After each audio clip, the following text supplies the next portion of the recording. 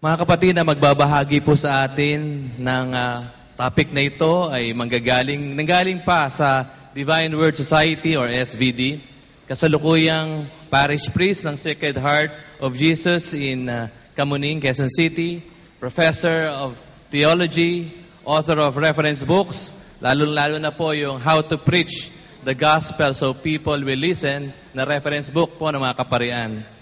A most after preacher and retreat master here and abroad.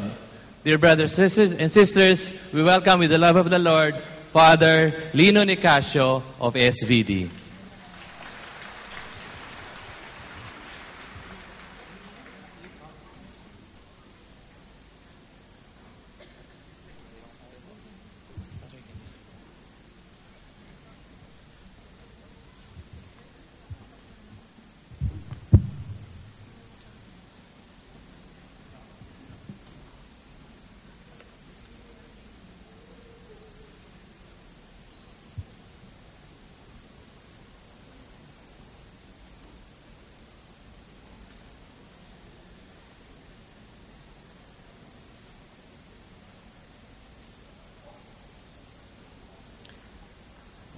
Please rise for the gospel.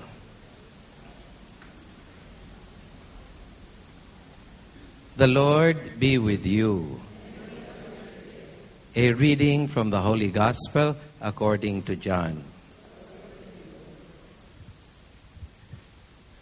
When Martha heard that Jesus was arriving, she went out to meet him, but Mary was sitting at home.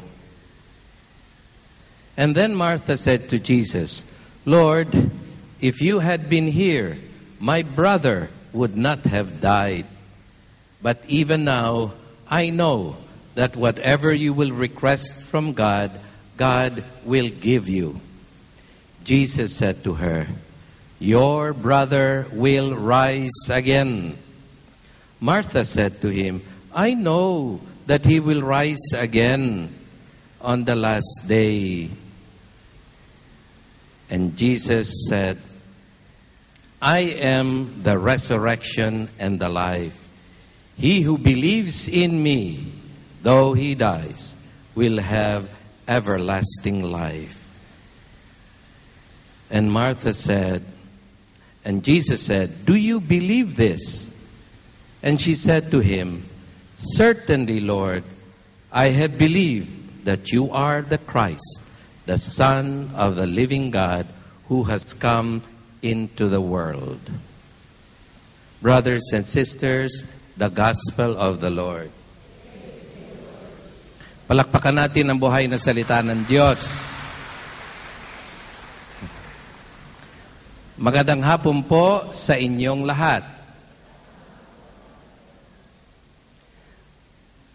Ang ating topic po ay pinamagatang Faith in the Rising of Jesus or Faith in the Resurrection of Jesus.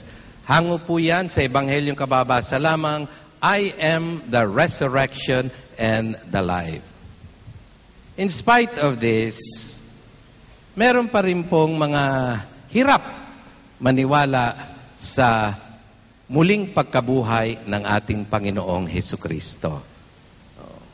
Meron nagsasabi na siya daw hinimatay lamang sa krus, nagpatay-patayan, at kunyari inilibing, tapos pinuslit ng kanyang mga alagad, and so on and so forth. But what we truly believe is that Jesus rose from the dead. Amen? Mahirap kahit sa mga those who say that they believe in Christ and they are baptized, there are times na medyo hirap pa rin sila pagdating sa death and resurrection. Bigyan ko kayo ng halimbawa. Isang araw, may tumawag sa parokya, Father, sick call. Sabi ko, okay, punta tayo, sick call.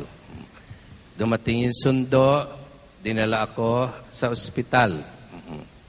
Makyat sa elevator, papunta sa kwarto ng pasyente. Binuksan ang pinto, andun ang pasyente sa kama. Sabi ko, ay, ilang taon na yan? Ay, 80 plus na raw. Nakahiga. Kako, kumusta naman yan? Sabi, mga anak pala yun nandoon. Si mama po ay 80 plus years old na at naka-respirator na. Oo. Anong sabi ng doktor? Mahirap na raw po ang kanyang kalagayan. O sabi ko, okay, magdadasal tayo and we will do our best. We will pray. So, ang ginawa ko, as every priest would do, in-anoint. At dahil hindi na makapagkumpisal at comatose at ano tawag doon? Respirator, ibinigyan ko na lang ng absolution, anointing absolution. May dala din akong, tawag nito yung viaticum. Hindi ko naman mabigyan kasi bubunutin pa raw yung respirator. Baka kung ano pa ang mangyari. So, hindi na. Bilinisan ko na lang siya with the Blessed Sacrament. Sabi ko, okay, tapos na po. Sabi ko sa mga anak, aalis na ako.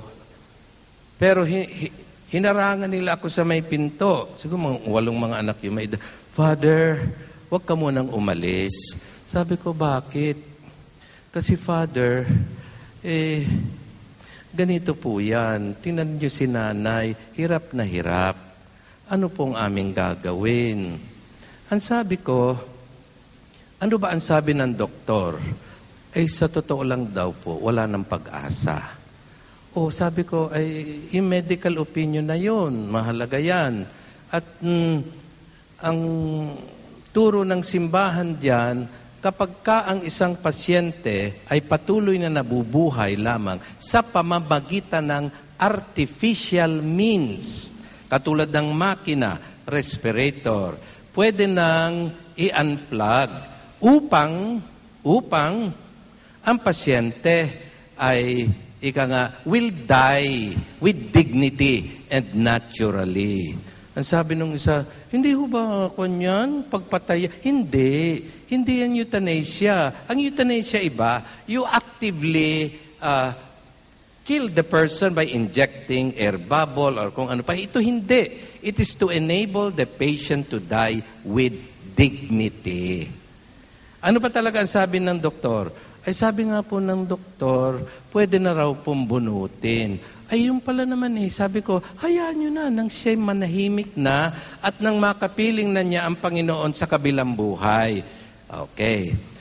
Kawawa naman po si Mama. Papaano po naman yan? Okay, sabi ko, basta binigay ko na ang opinion ng simbahan, pwede nang bunutin. Ako, mamamaalam na po ako. Nako, ayan na naman, hinarangan na naman ako. Sabi, Father, pwede po ba mag-request? Kako, ano yun? Walang kwenta magkwenta sa inyo. Inuunahan ninyo ako. Itutuloy o hindi?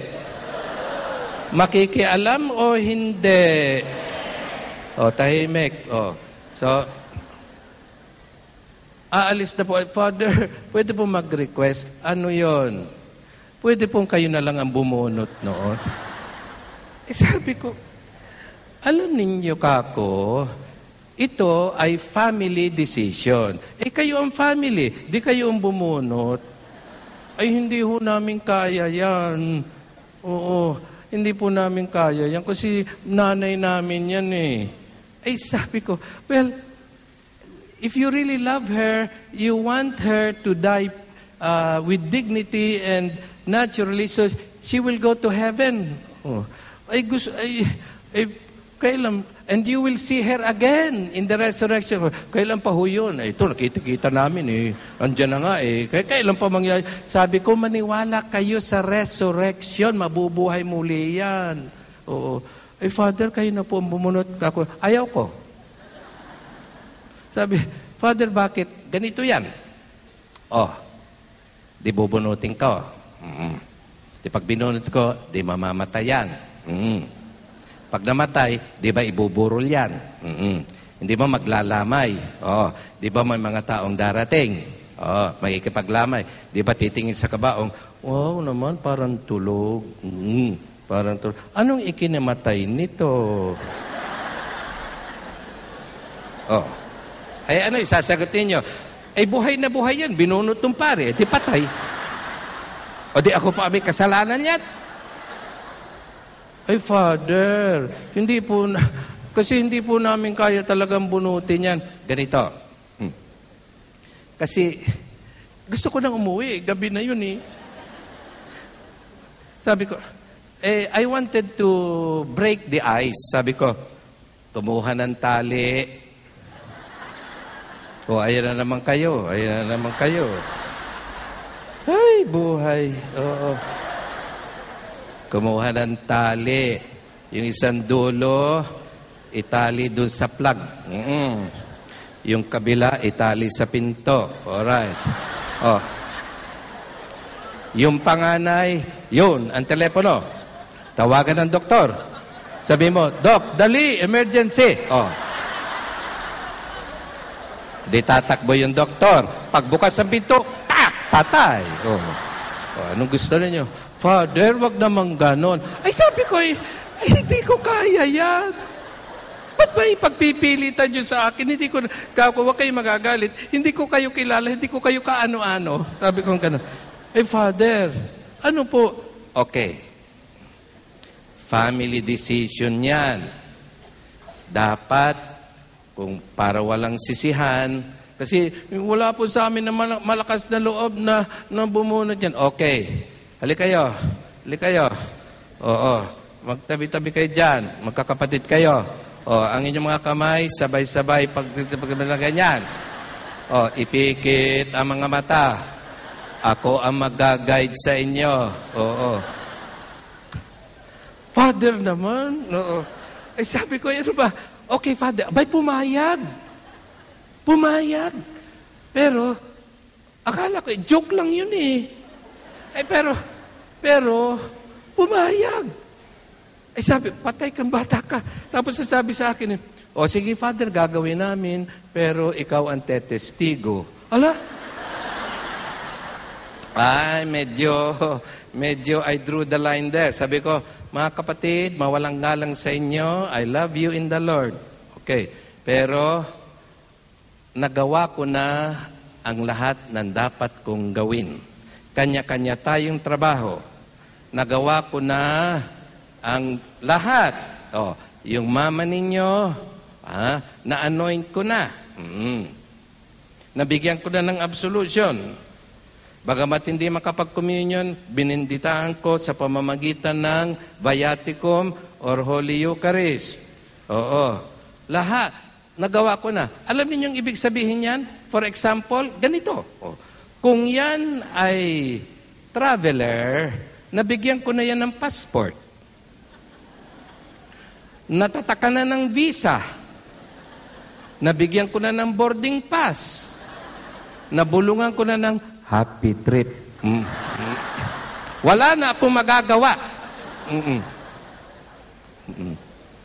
Ay, sige, Father, just pray for us. So, umalis na ako. We parted nicely naman. Pero ang sabi ko sa kanila, remember the words of the Lord. I am the resurrection and the life. He who believes in me, though he die, will live forever. Sabay labas ako. Hanggang ngayon, hindi ko na alam kung anong nangyari. Pag nalaman ko kung anong nangyari, abangan ang susunod na kabanata. Alright. Ngayon, faith in the rising of Jesus. Bakit tayo kinakailangang maniwala o believe in the resurrection? Well, kadaming ebidensya. Kung ito ay husgado, Your Honor, may I present the evidence for the resurrection of Jesus? Ang sasabihin ng judge, proceed. Your Honor, first, Christ predicted His resurrection. Buhay na buhay pa si Kristo, sinabi niya. Ano sinabi niya? From that time, Matthew 16:21, from that time Jesus began to show His disciples that He must go to Jerusalem, suffer many things, be killed but be raised on the third day. He predicted it. Alam niya, Diyos yan eh. Pangalawa, Jesus made numerous appearances to His followers after the resurrection. Andun siya near the empty tomb to greet Mary and the others. He comforted the mourners outside His tomb on that first Easter morning. On the road to Emmaus, He explained things about Himself from the Old Testament na ang lahat na nangyari sa Kanya ay dapat mangyari. Inihula noong unang panahon sa Old Testament ang mangyayari sa Kanya kasama ang Kanyang passion, death, and resurrection. Later, He ate in their presence and invited them to touch Him. Siya na ba? Siya na ba? Siya na ba talaga ang Panginoon? They were incredulous. Scripture records that Jesus was seen by more than 500 people at one time. Isipin ninyo, Your Honor, isipin po ninyo, yung po bang 500 na yon, ay magkukuntsaba upang lukohin ang mga tao tungkol sa muling pagkabuhay. Napakahirap po yung, you have to talk to 500 people. O ganito sasabihin nyo, ganito sasabihin nyo, mahirap yan. And to continue, Your Honor, the unrelenting faith of the disciple convinces us of the resurrection. Look at what happened. Yung mga disipulong duwag, yung mga disipulong tumakbo, yung mga disipulong nagtago nang hinuli si Jesus at nung siya ipinako sa krus. After the resurrection, when Jesus appeared to them and comforted them and forgave them, they were the ones who now courageously proclaimed the good news of His resurrection, risking their lives as they preached. Paano mo ba ipapaliwanag kagalang-galang na hukom ang ganitong katapangan ng dating mga duwag, dating nagtakbuhan, dating ikinahiya ang Panginoon, if not that they were sure that Jesus had been raised from the dead? Pang-apat, kagalang-galang na hukom. The growth of the Christian church is because of the resurrection. Kaya lumaganap ang pananampalatayang Kristyanismo was because of the preaching about the resurrection of Jesus Christ. The sermon of St. Peter on the day of Pentecost, sabi niya, kayo, wala kayong ginawang mabuti sapagkat ang ipinadala ng ating Panginoong Diyos sa masalangit upang maging tagapagligtas namin. Ano ang ginawa ninyo? Pinahirapan, ipinako sa krus hanggang mamatay. Subalit siya'y muling nabuhay at naging Panginoon ng lahat. Ang sabi ng mga tao, ay sorry kami, sorry.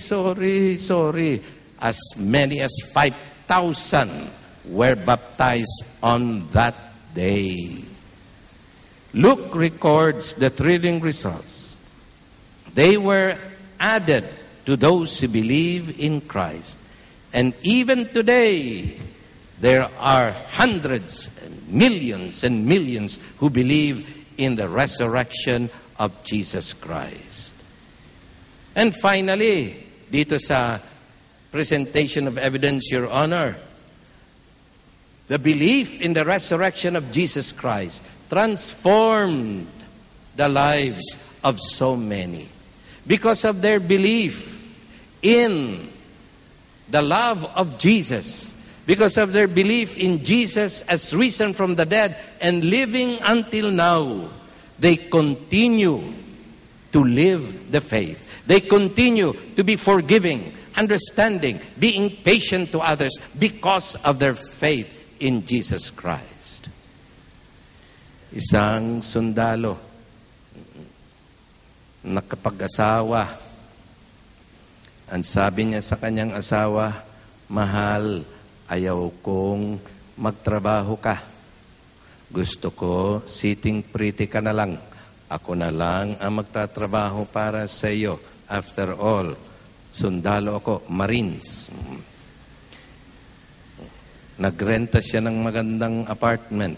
Pinuno ng mga appliances, refrigerator, TV, washing machine, ano pa nga yung pang-init, yung pagkain mo ilalagay doon, microwave, and so on.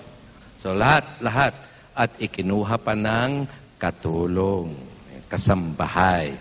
Ang sabi niya, I will do the earning for you. I want you to stay as you are because I love you.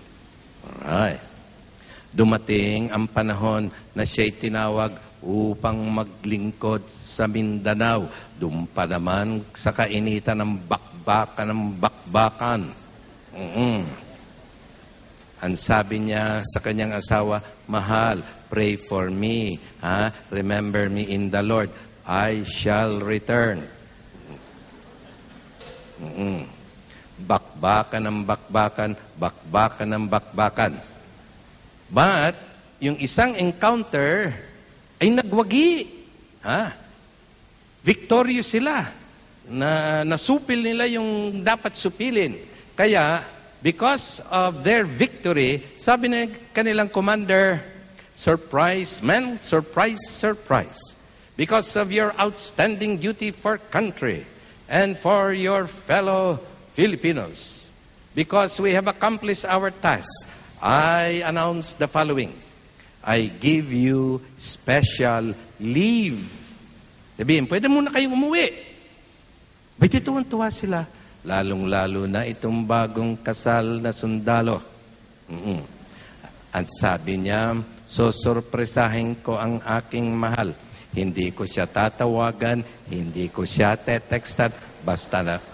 O, ayan na naman kayo. Ayan na naman. Walang kadala-dala. Next point, next. Nakikialam.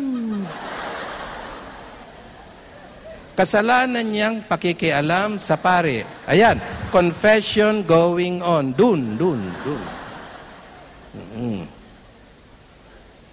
Okay. Ang nakaraan. Nagugulong isip ko, may isang sundalo nag-asawa ng... Okay, doon na tayo. Ayaw niyang mag-text. Gusto niyang gulatin. Oo, para pagdating niya sa apartment, magdo-doorbell siya. Kling, kling, kling, kling, kling, kling. Pagbukas niya, surprise! Oh, nandun ang eksena sa kanyang isipan. Oo, dali-dali siyang umuwi. From Mindanao, nakarating sa Manila. Dali-daling pumunta sa kanyang bahay. Nag-doorbell siya. Walang nagbubukas. Nag-doorbell uli. Walang nagbukas. Maya-maya, may nagbukas. Sabi niya, wow, ang mahal ko. Nagbukas, katulong. San ate mo? Kuya! Ganon. May tono pa eh. Kuya! Ewan ko ba kung saan nagagal. May nota yata yan pagka may mga medyo critical.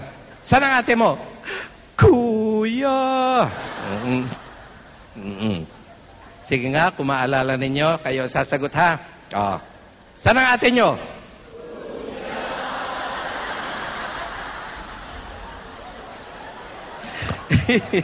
Hindi tayo matatapos dito. Baniwala kayo. Pag patuloy na nakikialam yung mga hindi tayo matatapos dito. Baniwala kayo. Aabutin tayo ng linggo ng pagkabuhay dito. Oo. Saan ang ate mo?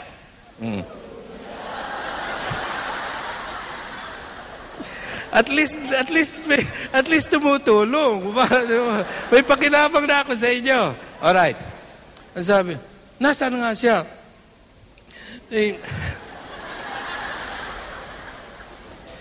Stick to the script, okay?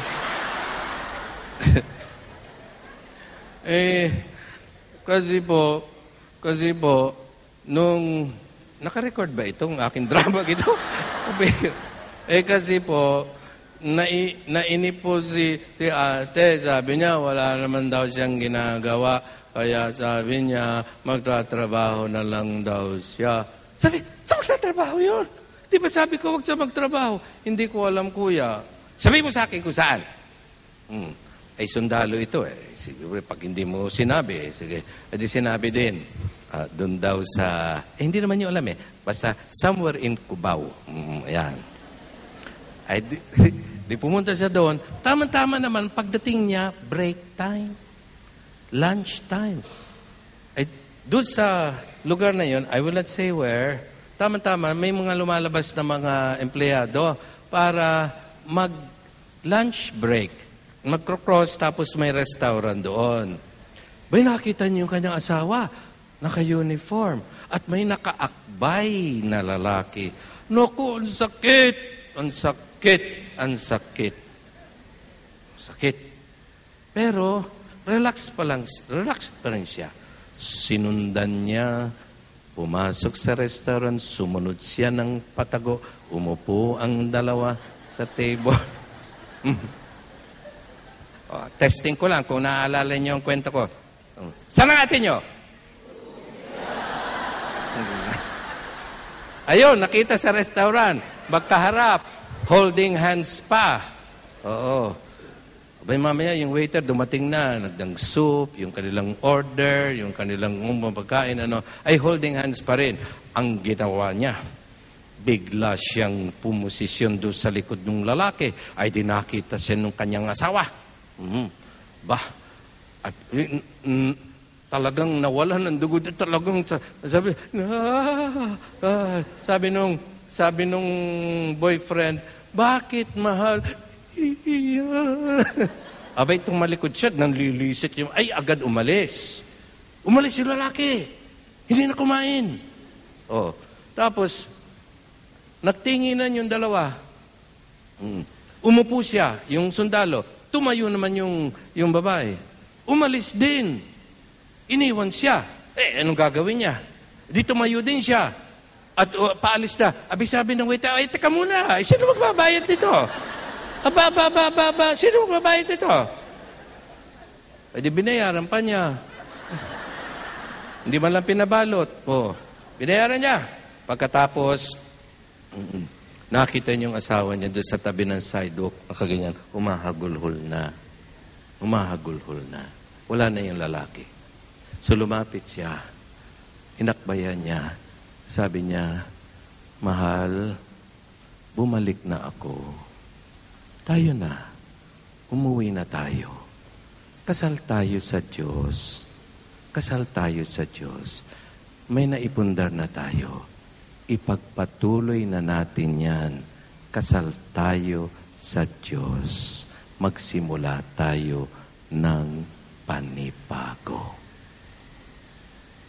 Because of his faith in the Lord, because of his love for the risen Lord, who enables those who believe in him to do what is right, he was able to forgive.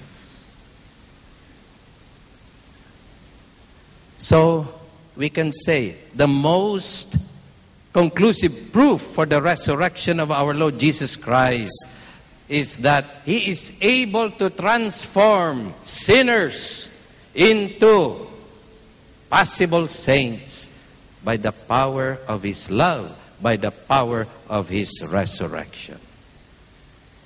And now, in addition to this, let me share with you, for the second part, the significance of the resurrection. Why we should continue to believe, have faith in the resurrection or rising of Jesus. First, the resurrection proved that Christ was divine, Son of God. May mga relihiyon na ang itinuturoy si Kristo ay tao lamang, espesyal na tao pero hindi Diyos. The resurrection proved that Christ was divine. Sapagkat sa kabukod-bukuran, siya lamang ang nagtatag ng simbahan na nangakong siya mabubuhay na muli, and He did rise from the dead. Sa isang liblib na probinsya, may isang nagtatag ng kanyang kulto o relihiyon. Maraming naging followers. At nang siya ay nagkasakit at malapit ng mamatay, pinagbilinan niya, pag ako'y namatay, huwag akong eembalsamuhin, sapagkat sa ikatlong araw, ako'y mabubuhay na maguli. Sinunod naman ng mga tagasunod ang tagubiling ito. Walang puniraryang makalapit sa bahay. No vacancy. Nakalagay doon. Pagkalipas ng isang araw, nag-iiba na ang kulay nung nakahiga doon. Pagdating ng ikalawang araw, naging technicolor na ang kulay. Pagdating ng ikatlong araw, hindi lamang technicolor, may kasama ng umaalingaw-ngaw na at masangsang na, hanggang sa dumating ng Department of Health, dumating na may kasamang police at they were given the order, ilibing na yan! Tanging si Kristo lamang ang nabuhay na maguli. Sabi nga nung isang French na atheist, he hated the Catholic Church. Sabi niya, if you want to have a successful religion, then all you have to do is start your church, make sure that you suffer and that you die, but doubly sure that on the third day, you will rise again. Tanging si Kristo lamang ang nakagawa niyan. Amen. Palakpakan natin ang kapangyarihan ng Panginoon. Pangalawang significance ng resurrection. The resurrection revealed Christ's power over death. Christ's power over death. On a personal level, ako wala nang magulang. Namatay na ang aking ama, namatay na rin ang aking ina. Very close ako sa mother ko. Bakit? Sa 4 kaming magkakapatid, puro lalaki, 2 ang pari. Ako ang favorite niya. Sapagkat we have the same birthday. Now, may I say something? Hindi ako katulad ng ibang pari, if I may say so. Kung may mga pari, huwag naman magagalit. Ito na may personal decision ko. Hindi ako katulad ng ibang pari na ina-announce ang kanilang birthday. Okay? Hindi masama yun. Hindi masama yun. Hindi masama yun. It's a personal decision. Ako po ay hindi. I never reveal my birthday. But I can tell you my mother's birthday. We have the same. My mother's birthday is April 17. I have kept my secret. Yeah. It is painful to have a loved one die. Very painful. Until now, may puwang pa sa puso ko. Namimiss ko pa. Kaya araw-araw sa misa ko, binabanggit ko ang pangalan. Panginoon, alalahanin mo ang mga lingkod na sina Cecilio at Anita. Sabi ng mga tao, ay, sino yung father? Ay, parents ko yan. Ay, bakit naman binabanggit mo? Kung hindi sa kanila, wala magmimisa ngayon. Sige, subukan mo. Kung yung ibang tao nga, ipagmimisa ko, yan pa. Oo. Ganun ba? Ganun ba? So, Christ's power over death. I am the resurrection and the life. He who believes in me will never die. And the resurrection defeated God's enemy, Satan. Alam niyo, Satan was and is in open rebellion against God. Even until now, And he fought viciously and cunningly to overthrow the kingdom of God. Now, when Jesus was hanging on the cross, Satan was laughing.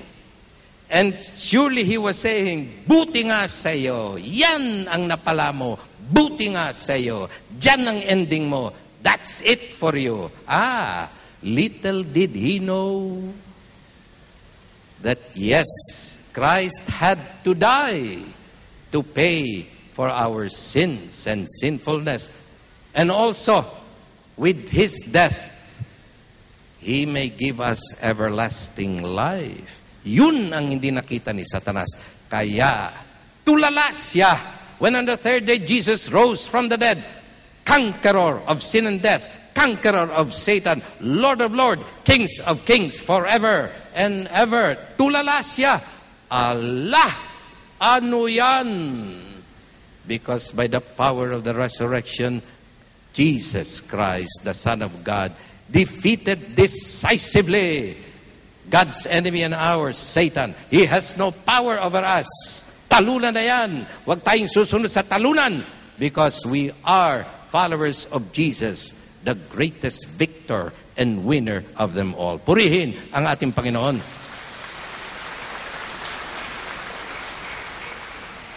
Ang natitira sa atin, lalong-lalo na sa harap ng kamatayan ng mahal sa buhay, patibayin ang ating pananalig sa Diyos. Patibayin, palalimin ang ating pananalig sa muling pagkabuhay ni Kristo at huwag pabayaan ang anumang alinlangan ang mangyari. Katulad halimbawa ng aking huling halimbawa. Nung unang, testing ko muna. Saan ang ate mo?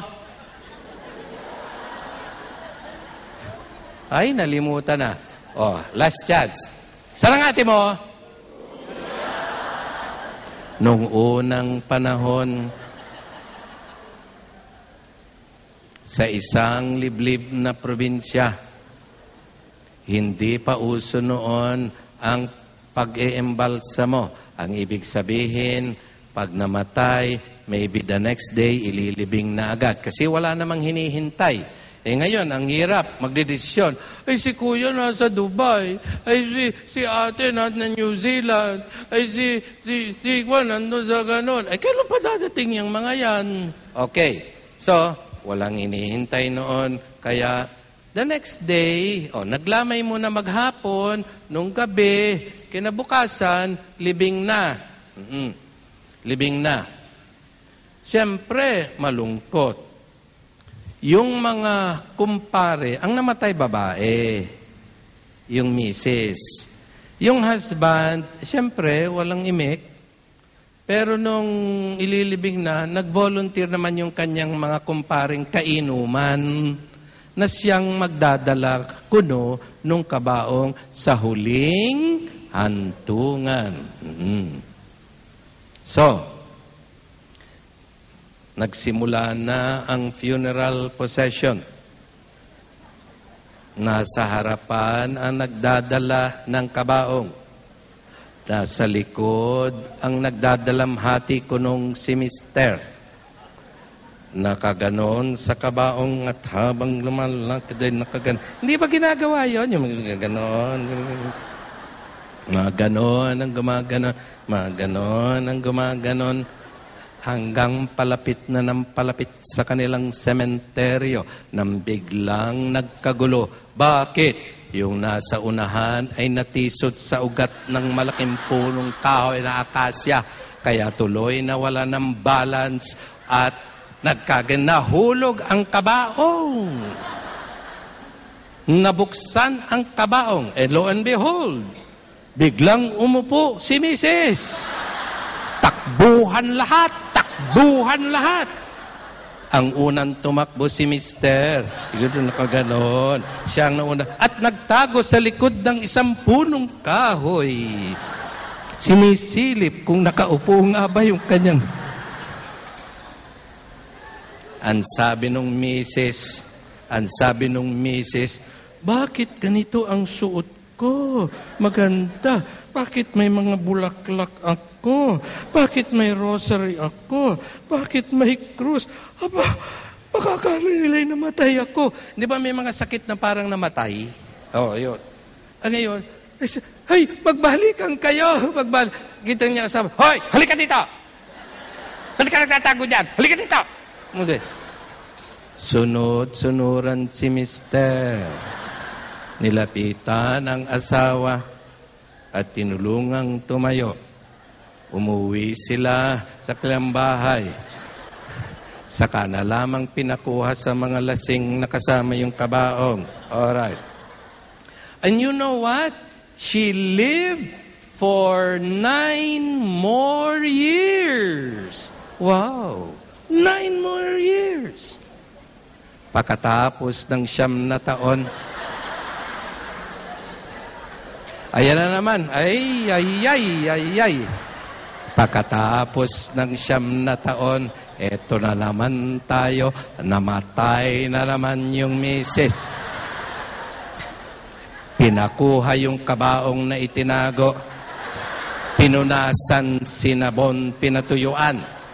Pagkatapos inilagay doon, naglamay maghapon at kinabukasan na naman ang libing. Eto na naman yung barkada sa harap.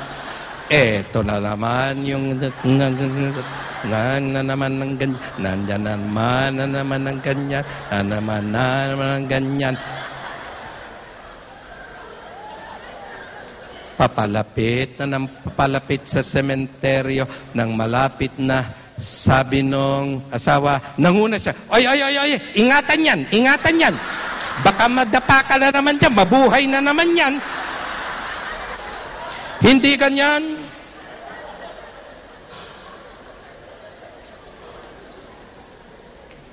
Dahil sa muling pagkabuhay ng ating Panginoong Hesukristo, nananalig tayo ng ating mga mahal sa buhay na yumauna ay muli nating makakapiling sa bisa ng pangako ni Hesukristo, I am the resurrection and the life. At tayo na naniniwala sa muling pagkabuhay ni Kristo na bubuhay because of the resurrection, we have new life in Him. Life in the risen Christ. Not life in sin and darkness and slavery to Satan. That's ended. Our life is in Christ. And by the power of His resurrection, He enables us to live as we should live. Followers of the Lord, faithful to God, loving our neighbors, and walking under the guidance of the Lord. We follow Him, for He is our good shepherd. The risen Lord is our good shepherd now. And we say prayerfully, as David said, the Lord is my shepherd. There is nothing I shall want. Fresh and green are the pastures where He gives me repose. Near restful waters He leads me to revive my drooping spirits. He guides me along the right path. He is true to His name. Even if I should walk in the valley of darkness, no evil would I fear, for You are there with Your crook and Your staff to give me comfort. You have prepared a banquet for me in the sight of my foes. My head You have anointed with oil. My cup is overflowing. Surely goodness and kindness shall follow me all the days of my life, and I shall dwell in the house of the Lord for years to come. My dear brothers and sisters in Christ, yes, Christ has died. But Christ is risen. But by the power of the resurrection of Jesus Christ, we will stay with the Lord. And we will live in His kingdom forever. For He says, I am the resurrection and the life. He who believes in me, though he dies, will have everlasting life. Amen. Purihin ang ating Panginoon. At bago tayo maghiwalay, muli ko kayong tetestingin. Baka nalimutan na ang pinagsamahan. Are you ready? Saan ang ate mo? Thank you. God bless you.